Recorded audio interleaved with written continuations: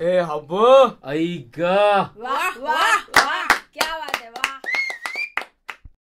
प्रभात film कंपनीने जसा महाराष्ट्राला पहिला बोलपट दिला तसे अनेक चित्रपट दिले, ज्याने आपली भारतातच नाही तर देशात ओळख तयार झाली.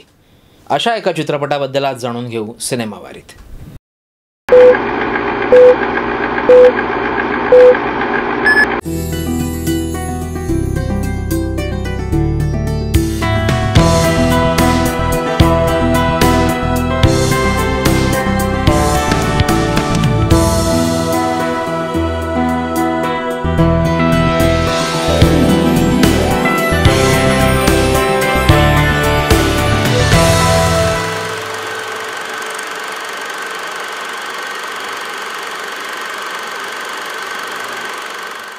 सायलेंट एरापासूनच महाराष्ट्रात फिल्म कंपनीचा ट्रेंड सुरू झाला होता. दादासाहेब फाळकेंनीही हिंदुस्तान फिल्म कंपनी नावाची फिल्म कंपनी काढली होती आणि दुसरी फिल्म कंपनी होती ती म्हणजे महाराष्ट्र फिल्म कंपनी, जी बाबूराव पेंटरांनी काढली होती. कोल्हापूरच्या तत्कालीन राजांच्या राजाश्रयावर चालणारी ही कंपनी पुढे बंद पडली. याच महाराष्ट्र फिल्म कंपनीत काम करणाऱ्या व्ही शांताराम, के ढैबर, एस फत्तेलाल आणि विष्णुपंत दामले यांनी एक अजून फिल्म कंपनी काढायचा प्रयत्न केला, पण गाडी पैशांवाचून अडत होती. तेव्हा ह्यांचाच अजून एक मित्र सीताराम कुलकर्णी यांनी आर्थिक बाजू सांभाळली आणि महाराष्ट्राला पहिला बोलपट देणारी चित्रपट कंपनी अस्तित्वात आली. नाव होतं प्रभात.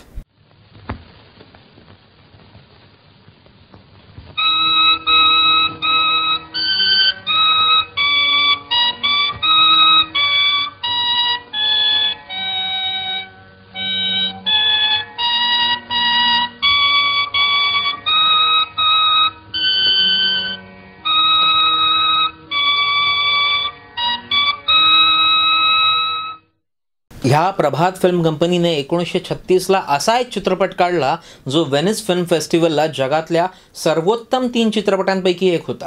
उरलेले 2 होते, एक हंगेरियन आणि दुसरा ऑस्ट्रियन. जागतिक कीर्तीवर नावाजला गेलेला भारतातला हा पहिला चित्रपट होता.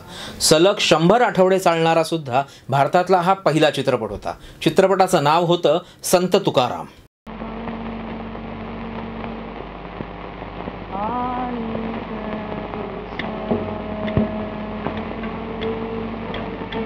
महाराष्ट्रात सहिष्णुतेची परंपरा इतकी खोलवर रुजलेली आहे की वारकऱ्यांचे संत शिरोमणी असलेल्या संत तुकारामांवरचा चित्रपट ज्यांनी डिरेक्ट केला त्यांच्यापैकी एकाचं नाव होतं विष्णुपंत दामले आणि दुसऱ्यांचं फत्तेलाल शेख.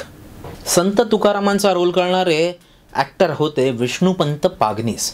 विष्णुपंत पागनीस खरं तर कीर्तनकार आणि उरलेल्या वेळात ते नाटकांमध्ये स्त्री भूमिका करायचे. आपल्या दोन्ही डिरेक्टरनी त्यांची अशीच एक स्त्री भूमिका पाहिली आणि विष्णुपंत पागनीसांना तुकारामाच्या रोलसाठी फिक्स केलं. मेथड ॲक्टिंग वगैरे शब्द अस्तित्वात येण्या अगोदर या विष्णुपंत पागनीसांनी तुकाराम गाथा पूर्ण पाठ करून घेतली, का तर आपल्याला तुकारामांचा रोल करायचा आहे म्हणून. आणि तुकारामांची समाधी जिथे देहूला आहे तिथेही जाऊन आले. तुकारामाच्या पत्नीचा आवडाबाईचा रोल केलाय गौरी हिने. खरं म्हणजे गौरी ही कलाकार नव्हतीच. प्रभात कंपनीमध्ये साफसफाई करायला येणारी एक बाई ती होती गौरी आणि त्या गौरीमध्ये व्ही शांताराम, फत्तेलाल आणि आपले विष्णुपंत दामले ह्यांना गौरी दिसली. आणि चित्रपट पाहिल्यानंतर आजही विष्णुपंत पागनीसांइतकाच गौरीचा अभिनयही लक्षात राहतो.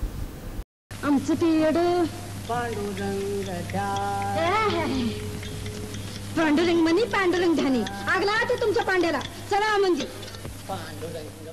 चित्रपटाचे लेखक वाशीकर म्हणतात की मी ह्यातल्या तुकारामाचा एक वारकरी म्हणून आणि एक अभ्यासक म्हणून अभ्यास केला, त्यामुळे ह्यातला तुकाराम फक्त देव न राहता तुमच्या माझ्यातला माणूस होऊन समोर येतो. या चित्रपटाबद्दल एक गोष्ट सांगण्यात येते.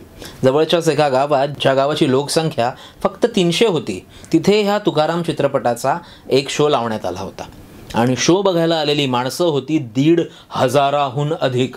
म्हणजे गावातली लोकं तर आलीच, त्या व्यतिरिक्त इतर 4-5 गावाची लोकं सुद्धा हा पिक्चर बघायला आली होती.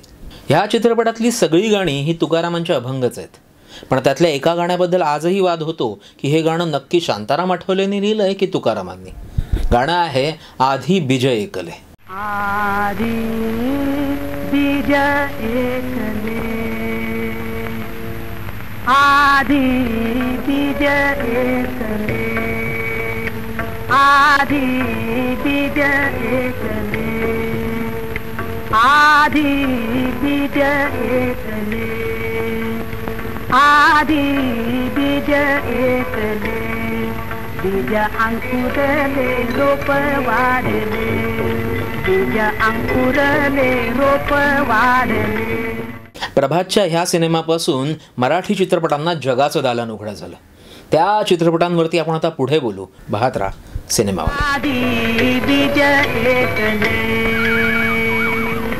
व्यापुनी जगता तुझी अनंता व्यापुनी जगता तुझी अनंता.